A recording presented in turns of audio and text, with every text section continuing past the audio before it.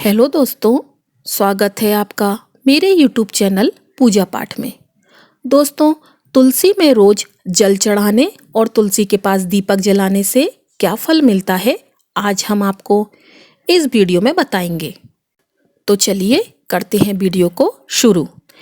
एक बार की बात है, देवी सत्यभामा भगवान श्री कृष्ण के पास आती हैं और उनसे पूछने लगती हैं, हे स्वामी, आप नित्य तुलसी को जल देते हैं और देवी रुक्मणी नित्य तुलसी के पास दीपक जलाती हैं। इसके पीछे क्या रहस्य है? कृपया आप मुझे तुलसी को जल देने और तुलसी के पास दीपक जलाने का महत्व सुनाइए। भगवान श्री कृष्ण कहते हैं, हे देवी सत्यभामा, तुमने अत्यंत महत्वपूर्ण प्रश्न किया है। देवी तुलसी लक्ष्मी का ही अवतार हैं। देवी तुलसी भगवान विष्णु को अत्यंत प्रिय हैं, इसलिए यह मुझे भी सबसे अधिक प्रिय है। मासों में कार्तिक और वनस्पतियों में मुझे तुलसी प्रिय है। जो भी मनुष्य तुलसी को जल देता है, उस पर मेरी कृपा सदैव बनी रहती है। जो भी मुझे तुलसी पत्र डालकर भोग चढ़ाता है, मैं उसे प्रेम से स्वीकार करता हूँ। तुलसी पत्र के बिना मैं किसी भी प्रकार का भोग स्वीकार नहीं करता हूँ।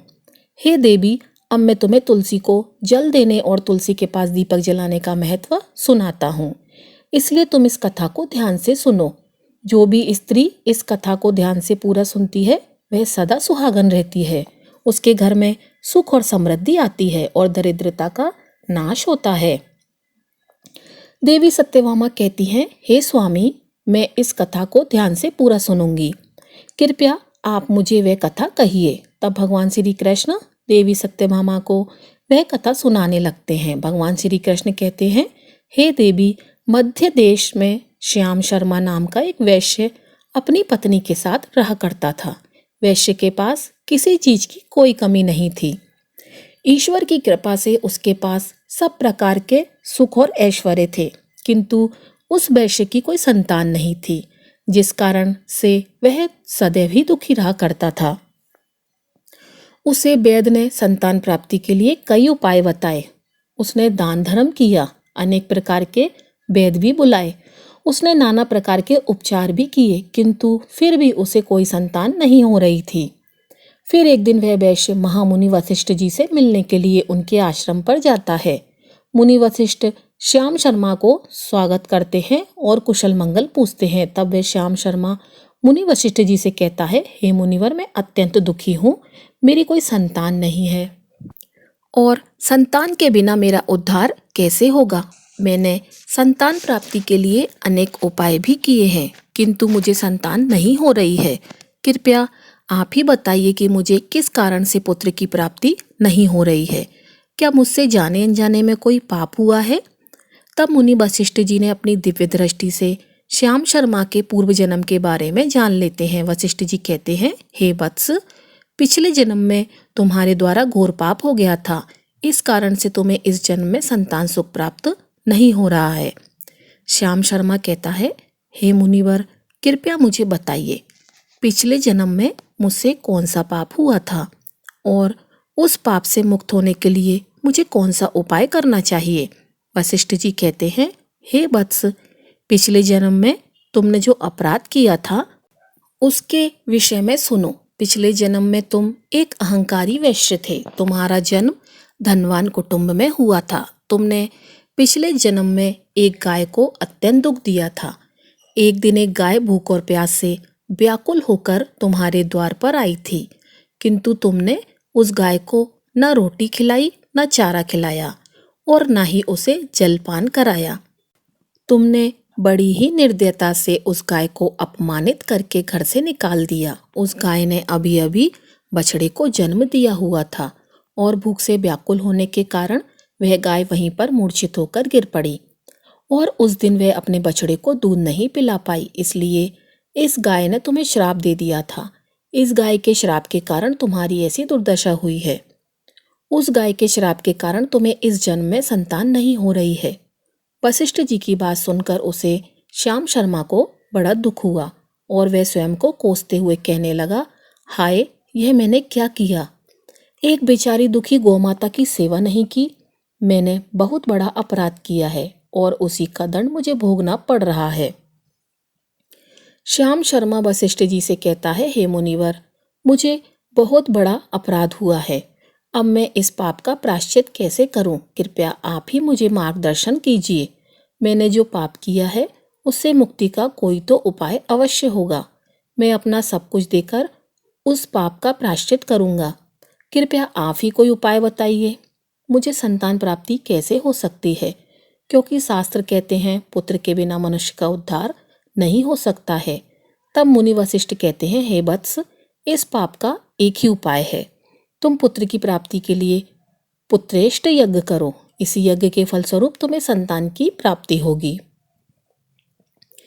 इस यज्ञ को संपन्न करके तुम ब्राह्मणों को भोजन कराओ, वस्त्र और गाय का दान करो, तभी तुम्हें इस पाप से मुक्ति मिलेगी। तब श्याम शर्मा वशिष्ठ जी को धन्यवाद देते हुए कहते हैं, हे मुनिवर, आपका कोटि कोटि धन्यवाद। मैं आपके कहे अनुसार अवश्य ही पुत्रेष्ट यज्ञ करूंगा और ब्राह्मणों को गाय दान करूंगा। इतना कहकर वह शर्मा शीघ्रता से अपने घर पर लौट आता है और अपनी पत्नी को सारी हकीकत सुनाता है। फिर वे दोनों ही पुत्रेष्ट यज्ञ की तैयारी करते हैं। अनेक ऋषि मुनियों को निमंत्रण देकर वह श्याम शर्मा पुत्रेष्ट यज्ञ संपन्न करता है और उन ऋषि मुनियों द्वारा ब्राह्मणों को गाय का दान करता है। यज्ञ के संपन्न होने के पश्चात यज्ञ की आग से अग्निदेव प्रकट होते हैं और उस श्याम शर्मा से कहते हैं, हे श्याम शर्मा, आज तुम्हारा यज्ञ सफल हुआ है। तुमने पुत्र प्राप्ति के लिए यह यज्ञ किया था, इसलिए तुम्हें मेरी कृपा से एक पुत्र की प्राप्ति होगी।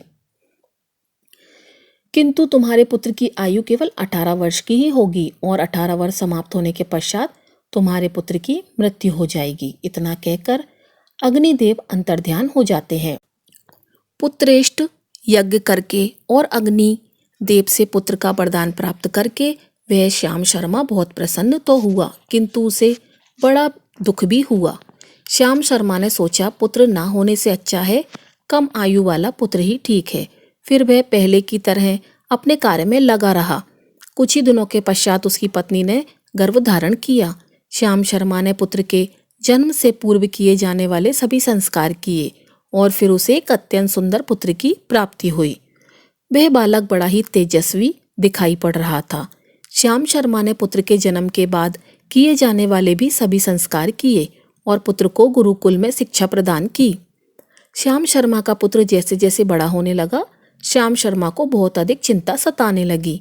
फिर जब उसका पुत्र 16 वर्ष का हुआ तो श्याम शर्मा की पत्नी ने उससे कहा, अब हमें अपने पुत्र का विवाह कर देना चाहिए। हमारा पुत्र विवाह के योग्य हो गया है। श्याम शर्मा ने कहा, हे प्रिय, विधि के विधान के अनुसार हमारे पुत्र की आयु केवल 18 वर्ष की ही है। 18 वर्ष के पश्चात हमारे पुत्र की मृत्यु हो जाएगी, इसलिए हमें इसका विवाह करके किसी कन्या के जीवन को बर्बाद नहीं करना चाहिए। वह तो 2 वर्षों बाद विधवा हो जाएगी, फिर उसे जीवन में अनेक कष्ट सहन करने पड़ेंगे। लेकिन श्याम शर्मा की पत्नी नहीं मानी। वह अपने पुत्र का विवाह होता देखना चाहती थी। श्याम शर्मा की पत्नी कहती है, हे नाथ, कुछ भी हो, मैं अपने पुत्र को अविवाहित मरते हुए नहीं देख सकती। हमारे पास किस चीज की कमी है? हमारी पुत्र वधू इस संपत्ति को प्राप्त करके सुखी जीवन जी सकती है, इसलिए आप संकोच न करें और हमारे पुत्र के लिए सुंदर कन्या की खोज करें। अपनी पत्नी के मन के आगे श्याम शर्मा की एक न चली और फिर वह पुत्र के विवाह के लिए मान गया। फिर उसके पास ही के नगर में रहने वाली एक अत्यंत गरीब वैश्य की पुत्री के साथ अपने पुत्र का विवाह संपन्न किया। श्याम शर्मा की बहू का नाम सुभद्रा था। वह अत्यंत गुणवान, चरित्रवान और पतिव्रता नारी थी। वह अपने पति की मृत्यु की बात को नहीं जानती थी। सुभद्रा नित्य अपने सास ससुर और अपने पति की सेवा करने लगी।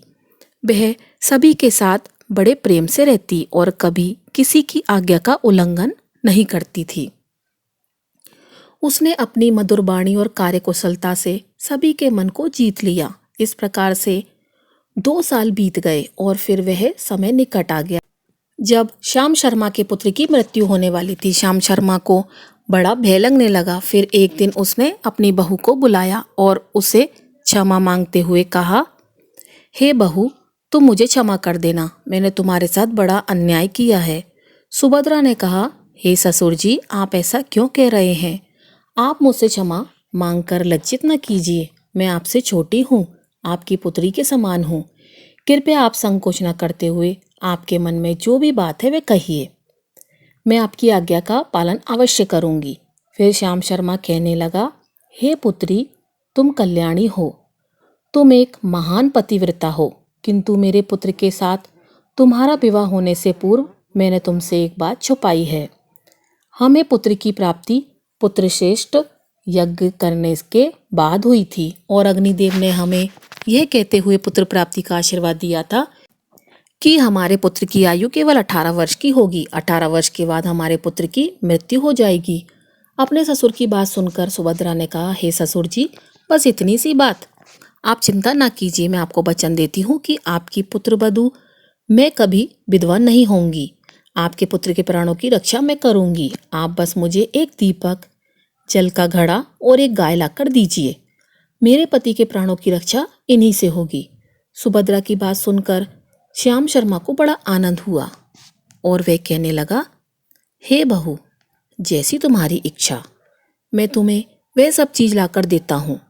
इतना कहकर श्याम शर्मा ने अपनी बहू को वह तीनों चीजें लाकर दे दी।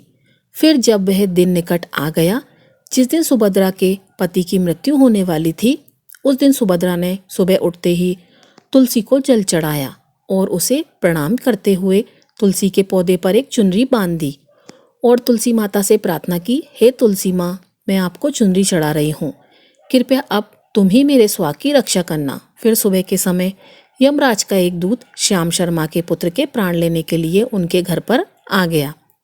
जैसे ही वह घर में प्रवेश करने लगा, तब तुलसी के पौधे ने उसे रोक दिया और कहा, हे यमदूत, इस घर में निवास करने वाली स्त्री ने मुझे चुनरी चढ़ाई है और इसलिए अब इसके सुहाग की रक्षा मैं कर रही हूँ। तुम इसके घर में प्रवेश नहीं कर सकते। इतना कहकर तुलसी ने यमराज के उस दूत को घर में जाने से रोक दिया। वह दूत भयभीत होकर सुभद्रा के पति के प्राण लिए बगैर ही यमपुरी लौट गया। यमपुरी में जाकर उसने यमराज से कहा, हे धर्मराज, मैं धरती लोक पर एक पुरुष के प्राण लेने के लिए गया था, किंतु तुलसी के पौधे ने मेरा रास्ता रोका। उस तुलसी के पौधे के कारण मैं घर में प्रवेश नहीं कर पा रहा हूँ।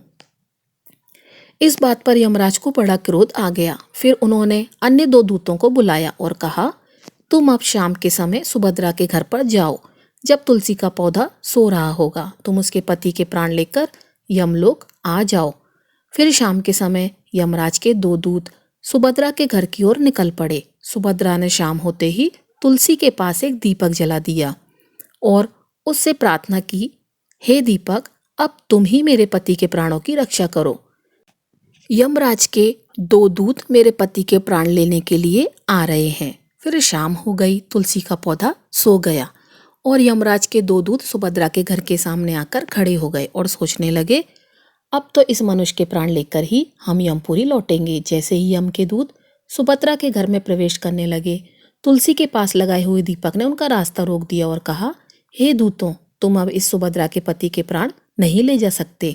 उस स्त्री ने मुझे प्रज्वलित करके उसके पति के प्राणों की रक्षा करने के लिए प्रार्थना की है, इसलिए अब मैं उसके पति के प्राणों की रक्षा कर रहा हूँ। इसलिए तुम आज उसके पति के प्राण नहीं ले जा सकते। तुम यहीं से लौट जाओ, नहीं तो मैं सबको जलाकर भस्म कर दूंगा और मेरी अग्नि में तुम दोनों भी जलकर भस्म हो जाओगे। उस दीपक की बात सुनकर यमराज के दोनों दूत अत्यंत भयभीत हो गए और फिर लौटकर यमराज के पास चले गए।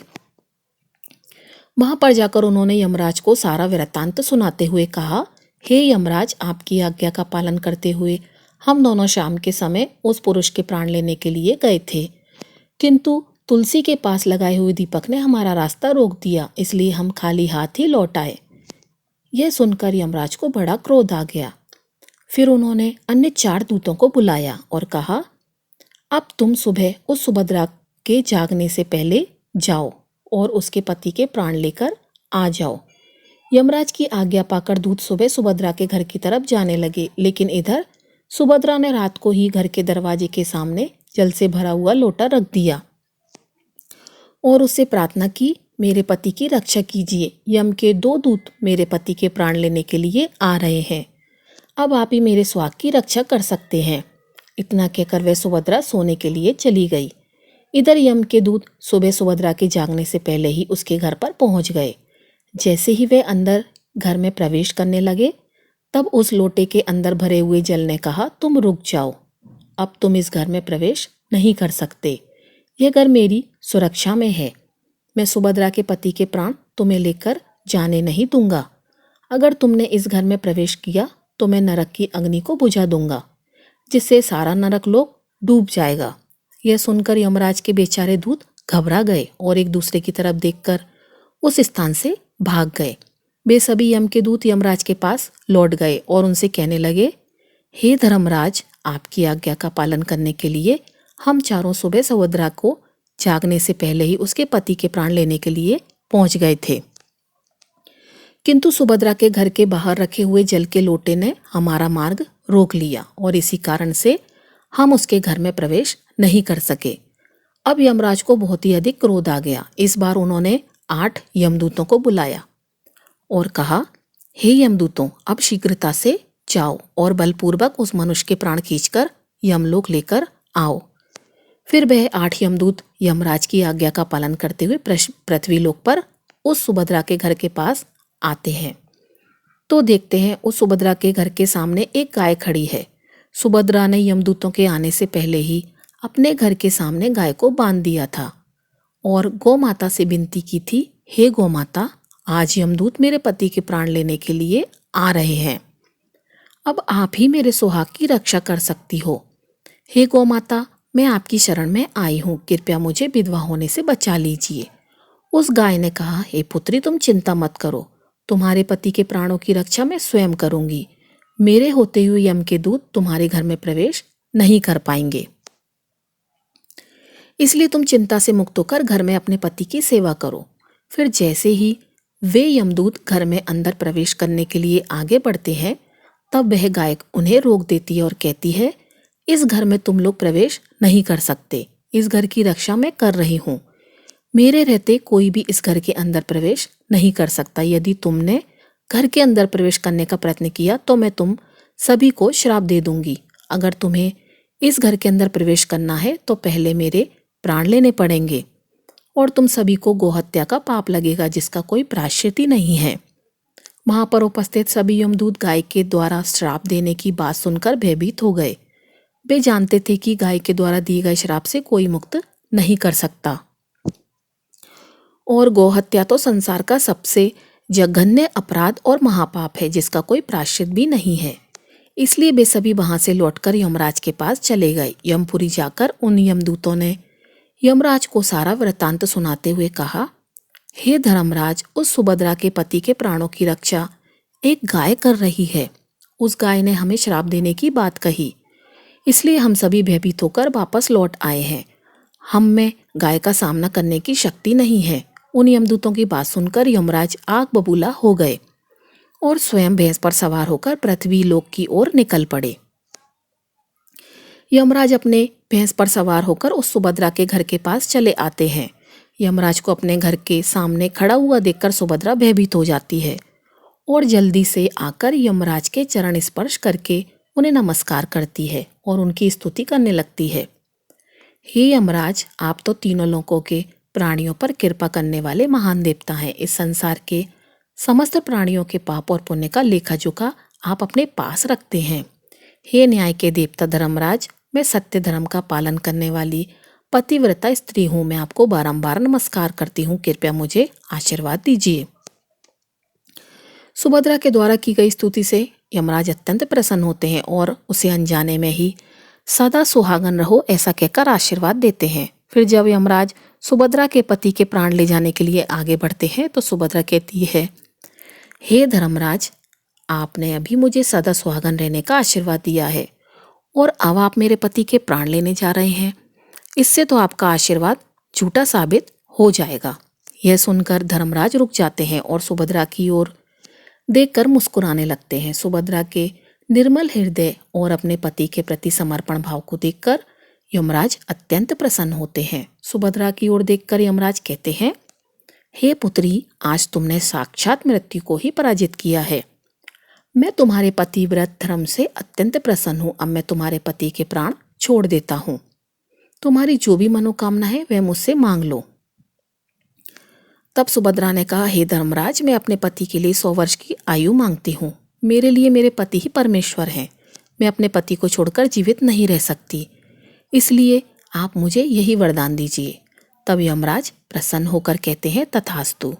हे कल्याणी, आज से जो भी स्त्री अपने घर के सामने तुलसी का पौधा लगाती है, तुलसी के पास शाम को दीपक जलाती है, जिस घर के सामने गाय बंधी होती है और जो स्त्री अपने घर के सामने जल का लोटा रखती है, उसके घर में कभी मेरे दूत प्रवेश नहीं करेंगे।